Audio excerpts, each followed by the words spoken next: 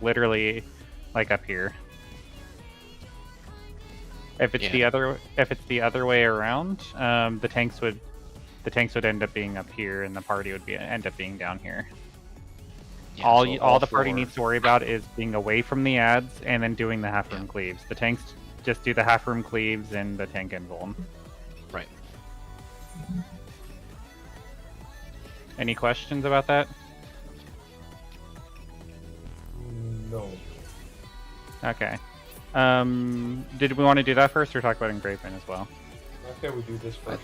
Yeah, okay. I think. Well, let's get clock markers down first, because these will be in on the final exam.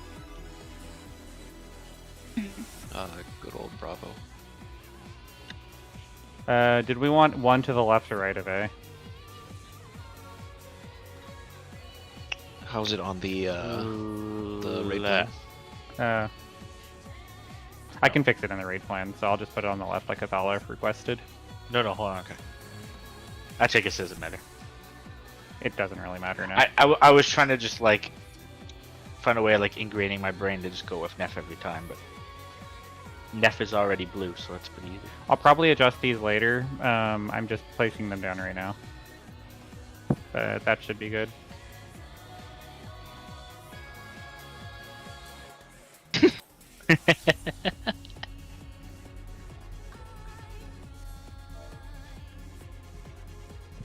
Yeah, Chels, without delving too deep into the fight, you'll be pairing with a tank for some of the mechanics. Okay. IS. Okay. So let's practice the half room cleaves then, right? Let's do it. So we are having the main tank invuln before clones. Yeah. The party just gets away from the clones and just does the half room cleaves. Okay. Wait, only one tank has to do that? Both tanks, because it's 2 lasers from each of the ads. Okay. So the main tank goes to what? So if it goes from bottom to top, she rotates after each one? She always rotates for the first one. She always rotates for the first. But if she goes from bottom to top, she will rotate 180 degrees after every one, yes. It is good to know that, because it will be later. This is a room-wide. And probably hurts. Cool. I mean, doesn't matter. I have gear. I'm gonna move those markers a little bit more outward. I need to move those markers out more. Flex. Just like... Party south? Stay. Yeah. And then Stay move. and then move. Stay, then move. Go. Oh, shit. I timed that. You still need to dodge the half room cleaves, Tipple. Oh, okay. No. Oh, made you pay for that. That was a 200,000 damage. This is the second mechanic coming up. Did you have a ball? Tethers to stretch it straight across. Max melee. Debuffs, good luck. I need to be up. Is it clockwise towers or close tower? So those... Close it would be close towers. But I should have been the support giving you that one. My bad. So, any questions on Trinity, or otherwise we can move to engagement? Engravement? Again, my question is, why did Tipples die to that auto? He didn't or whatever. He didn't dodge left to right. So he took that's all what the killed half me, the blade. auto hit No, was- that didn't cause death. Were you not healed enough?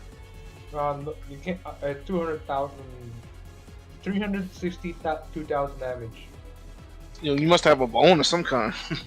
Yeah, I gotta check. I'll keep readjusting these until... Oh yeah, he had a magic bone. So I guess... Oh, there has to be a tank swap, Swap? even with the home Swap, guy? I guess. Yeah, let's try that again. After the tank buster, just swap with me. Just provoke, okay?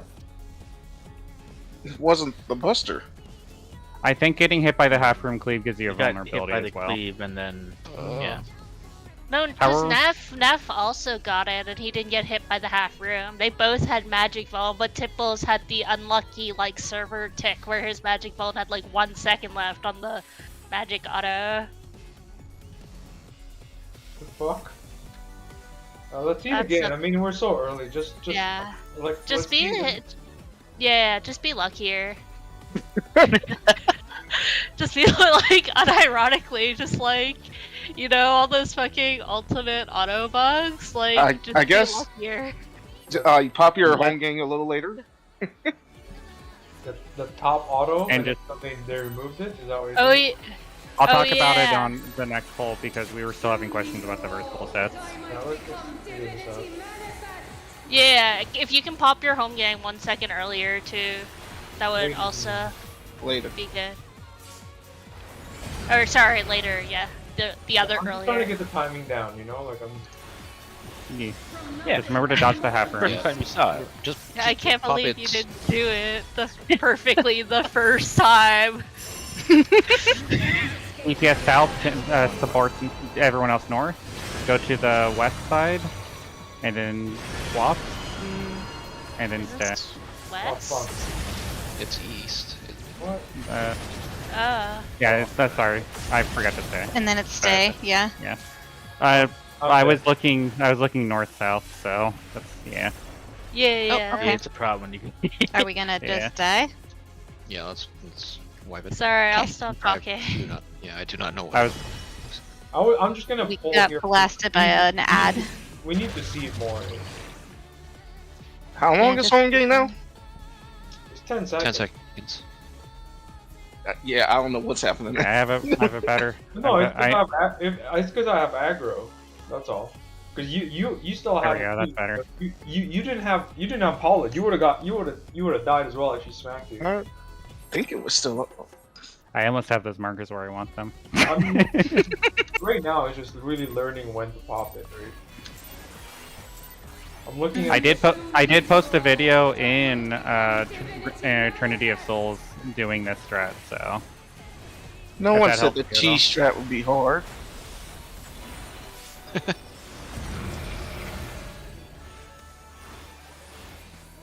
you still have to pay attention to the ads because it's still a hard mechanic.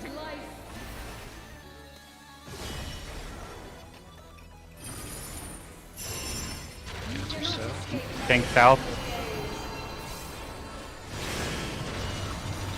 West, stay. And stay. Stay for both. Oh my god. I was paying attention to the wings. Cool. I'd say, Yeah. yeah. No, there's no way.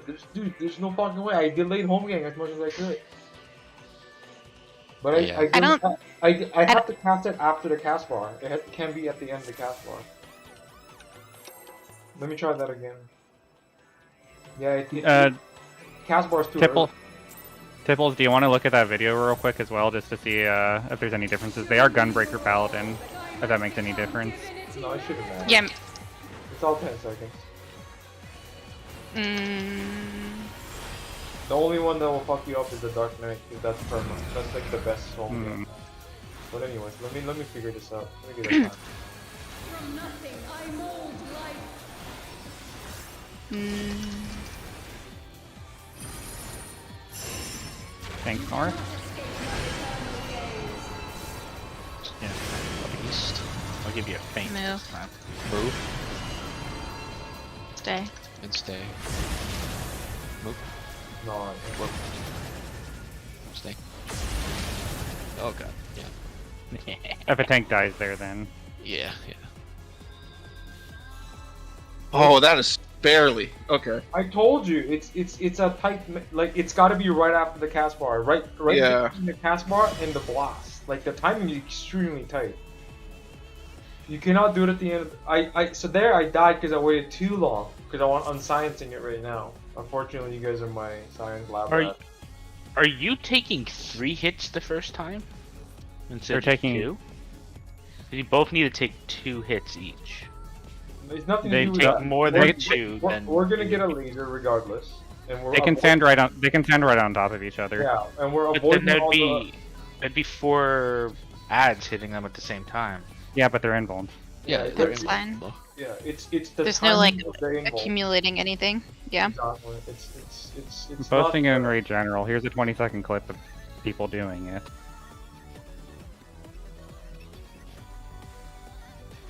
The tanks stand on top of each other and they press the hallowed ground Super Bolite about 95% of the cast of Trinity of Souls. No, I did it at the end and I died. So. They do it at 95% of the cast bar. So Was they it do patched? it before the cast bar? They do it at 95% of the cast bar of Trinity of Souls.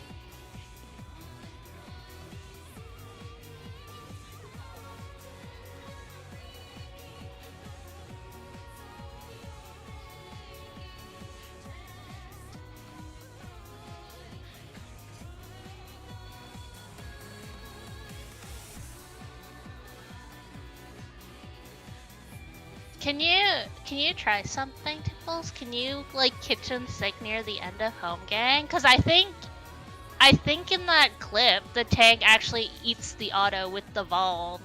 He just has a lot of shit up cause he takes like a 70k auto right at the end of that clip. Yep, if he's doing that, then he's kitchen sinking because it's a 320 without any mitigation. Yeah, cause he has like Rampart. I can show you my Shellcrown. clip. I can show you a clip where I home gang at the end of the cast bar and I still died. Yeah, I mean, I just like watched the first pull we did, and it looked like the Vuln fell off, but I think it actually doesn't. So you just need to like kitchen sink there, or like use a bunch of shit. Alright, So that's it's home gang and kitchen sink. Okay, that's fine. That's Just really like- bad. Just like for one auto will fucking delete you. But like after that, the Vuln's gone, right? Okay, so it's no a wait. sentinel. Yeah, just no, you don't need to. If you can give me intervention, you don't need to mitigate because I'm the only one getting hit. Yeah, this paladin has like Rampart, Sheltron, So, Bulwark, Shield, Samba, so I don't think you need vengeance. You don't have to go that far. and Soil. No, you don't use any mitigation except for intervention. That's all you want. Intervention. Yeah. Unless you want to pass it while we're learning. But yeah, it's the yeah, you're right. Yeah, It's not just the invuln. They're doing the kitchen sink as well. Try Rampart, Bloodwedding, Intervention. Yeah. Also, I'm gonna kitchen sink while we're learning. I want to see how much I Okay. can. Okay. Because as long as I can mitigate 65% of it, then I'll live. But That particular auto is so by design. They don't want us doing this. pretty much. Yeah. It helps But they've the like healers, but it's just one hit instead of a lot. Can you reprisal that one then, Neff? Because I'm gonna reprisal the raid wide, you know? Yeah. Thank you.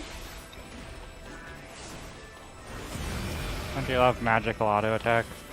I feel like they didn't try hard enough if they didn't want people to invuln it, because it's clearly still doable in week 1 Yep. here. Yeah, but we have to invoke and use a cooldown. That's not supposed to be the case. Support. Everyone south of Captain. Stay, right? Yep, stay. Stay in there. And stay again. Stay. Super stay. You have a bubble too. That's don't Pew, die. pew, pew. Eat shit. And you're good. Alright, now we can start talking about this mechanic. Yeah. Fantastic. Good. Awesome. That was great. Telling the boss to eat Stretch, shit, even. stretch your tether straight across. Yep. Oh no, I'm tethered. Okay, easy. Easy flat.